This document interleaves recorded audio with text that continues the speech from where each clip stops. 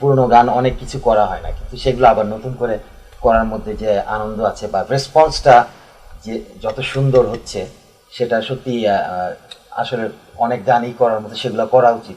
এখন আমরা বিলিভ করি এটা।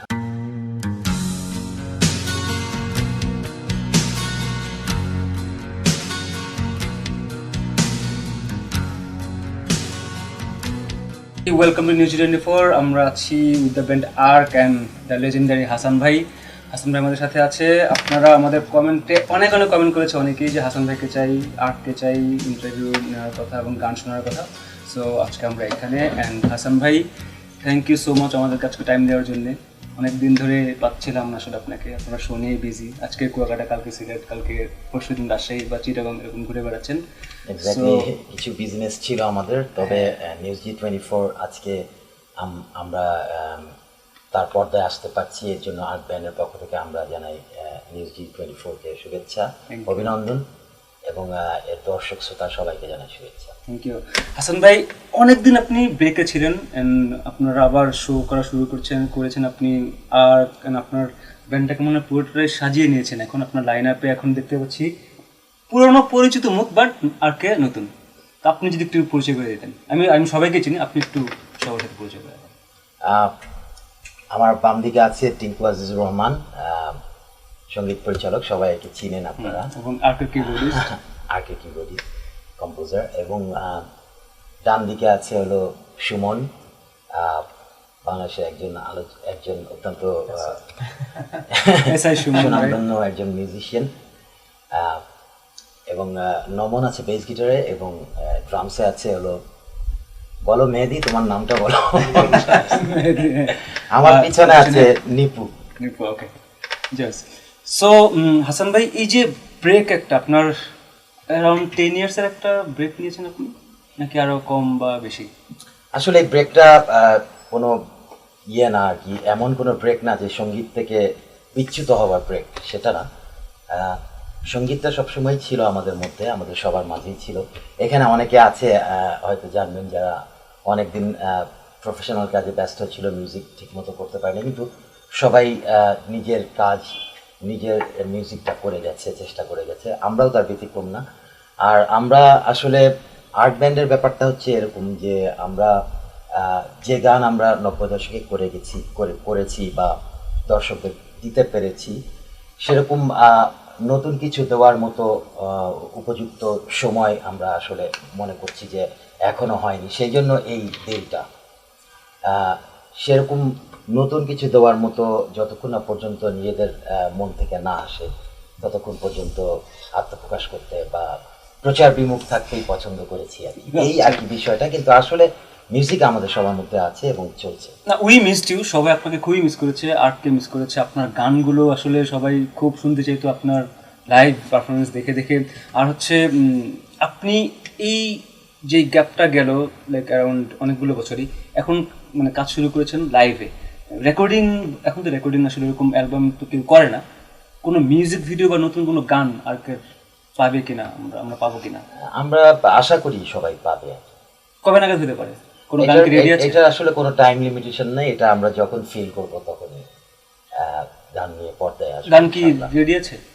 হ্যাঁ, গান তো চলছেই, সবসময় চলছে। না, পুরোনো এত গান, আপনাদের এত গান। সো ওই গানগুলোর মতোই যদি কোনো 90s আপনি যে বললেন, সো ওরকম গান তো এখন হয়তো আপনারা করবেন না। তো হাসান ভাই, এই তার এখন আগের মতো সাউন্ড তো হবে না, এখন কি নতুন কোনো গান, নতুন কোনো সাউন্ড আপনারা নিয়ে আসবেন কিনা? সেই আশাবাদ ব্যক্ত করছি, এবং সে বিষয়ে কথা বললে আসলে অনেক কিছু বলতে। টিঙ্কু, তুমি কিছু বলো না প্লিজ। আসলে গ্যাপ যেটা বলতে চাচ্ছি, হাসানের সাথে গ্যাপ, আমি হাসানের সাথে কাজ করছি লাস্ট 6 ইয়ার্স কাজ করছি, আর হাসান তারও আগ থেকে গ্যাপে আছে। এই গ্যাপটার মধ্যে যে লিরিকের যে ব্যাপার, লিরিক লিখা, আর হাসান ভাইয়ের আগে এত ভালো নিজের লিখা, নিজের টিউনের যে গান আছে, এখন ওর থেকেও যদি বেটার এবং ভালো এবং মানে সাবজেক্ট বেসড গান না হয়, তাহলে আর গান করে লাভ নেই। দ্যাটস ওয়াই মিউজিক থেকে আসলেই একটু পেছনে থাকা, আন্ডারগ্রাউন্ডে থাকা। আর ব্যান্ড মিউজিশিয়ান আমি মনে করি ব্যান্ড এমন একটা ব্যাপার, মানে অ্যাভেলেবল, মানে যখন কাজটা হবে, কন্টেন্টটা যখন মেক হবে, তখন আবারও সব অ্যাভেলেবল হয়ে যাবো। এখন আমরা এর মধ্যে আমরা যেটা করেছি হাসান ভাই সহ আমরা একসাথে মিলে টিউন, গান, লিরিক এগুলি সব কমপ্লিট করেছি। স্টেপ বাই স্টেপ আসলে গিয়েছি। এখন ব্যান্ডটা ফর্ম করলাম, মেম্বারগুলোকে ফিক্স করলাম, ভালো ভালো মেম্বাররা মানে এর মধ্যে দেখলাম মানে গেছে এসেছে, প্লাস নাও মেম্বার অল ফিক্সড।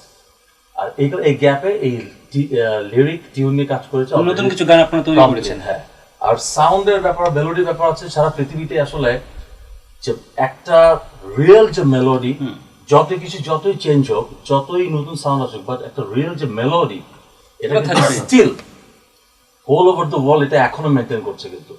সো আমরাও একই সাথে ওইভাবে চিন্তা করছি। আর 90 দশকে আর্ক একটা রেভলিউশন সৃষ্টি করা একটা ব্যান্ড। হ্যাঁ, সো হাসান ভাই যখন আবার আসবে, হাসান ভাইয়ের ভয়েস আল্লাহর মতে এটা একটা ওয়ার্ল্ড স্ট্যান্ডার্ড ভয়েস, ওনার ভয়েসের এনহ্যান্স আমরা এই গ্যাপে আসলে বোঝা গেছে মানুষ স্টিল ওনাকে এত লাভ করে, হিউজ এত লাভ এবং ওনার এত চাহিদা। সো সবকিছু মিলিয়ে আসলে মানে গ্যাপ থেকে বড় কথা হচ্ছে বাট এখন আমরা সবাই অন আছি।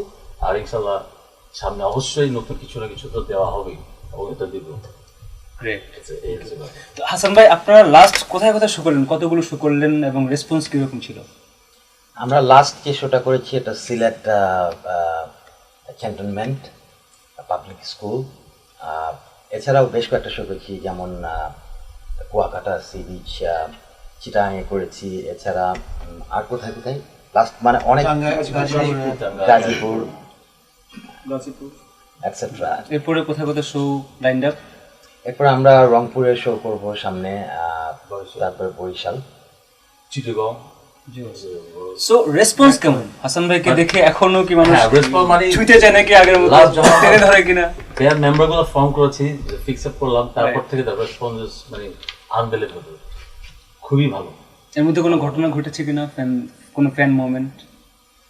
ঘটনা তো আসলে উল্লেখ করার মতো কিছু নাই, সবসময় কিছু না কিছু আমরা দেখি আর কি, ভালো ভালো মনে রাখার মতো স্মৃতি আসে প্রায় প্রায়।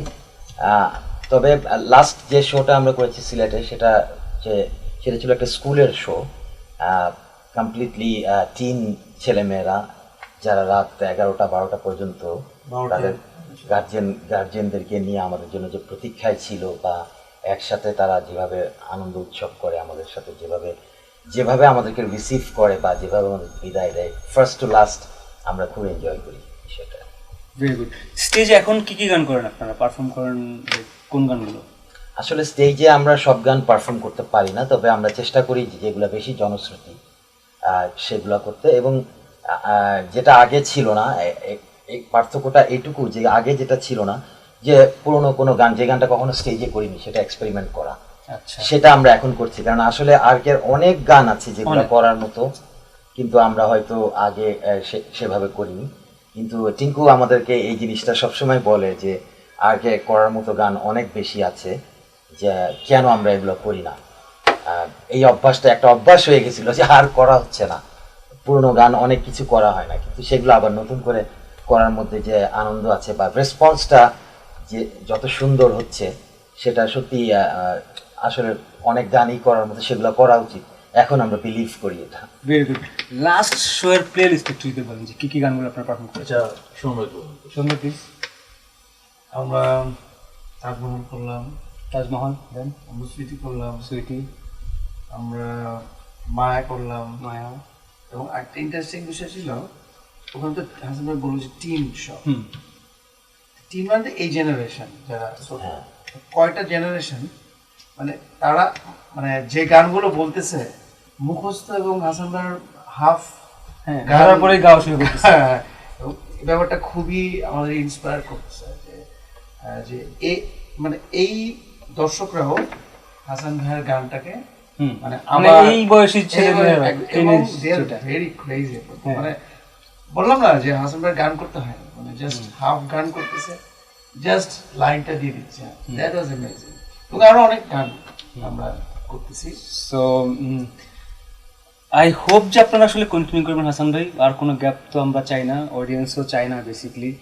আপনারা শো করতে থাকেন। আর যে গানগুলো আমরা একটা নাম চাচ্ছিলাম বাট বললো না কেন বুঝি নাই, লজ্জা কেন পাই অনেকগুলো গান আরো দিয়েছিলাম। গান ছিল, হ্যাঁ, একাকী, হ্যাঁ, একাকী, সুইটি, গুরু, তাজমহল, মানে এত গানগুলো, কষ্ট কেন ভালোবাসায়, ভুলে গেছি। হ্যাঁ, এত কষ্ট, ভুলে গেছি, প্রতিশ্রুতি, আচ্ছা, বাংলাদেশ, গানগুলো বলতে ভুলে গেছে আসলে। লজ্জা এই কারণে হচ্ছে ভুলে জীবন গেছি, ভাই। গানটা করছি। তো হাসান ভাই থ্যাংক ইউ। আমরা এই গানগুলো তো আসলে আজকে একটা দুটো গান আমরা শুনবো এখানে, জাস্ট স্টুডিও ভার্সন প্র্যাকটিস করবে, সেগুলো আমরা শুনবো। আমরা একটু গানের গল্পগুলোতে যাব, ঠিক আছে? তো আমরা কয়েকটা গানের গল্প যদি শুনতে চাই, প্রথমে তো সবাই জানতে চাই সুইটি আসলে নামে কেউ আছে কিনা। আচ্ছা, এই গানগুলো যখন লিখতেন আপনি বা যখন শুরু করার কথাও ভাবতেন, তখন যেটা আপনি বলছেন প্রচার বিমুখতা, সেটা তো আপনি আসলে ভাবতেনই না, আপনি জানতেনও যে এত হিট হবে বা এরকম হবে, আমরা এখনো শুনবো না, বা এটা ঠিক আসলে সেটা না, হিট হওয়া না হওয়া না।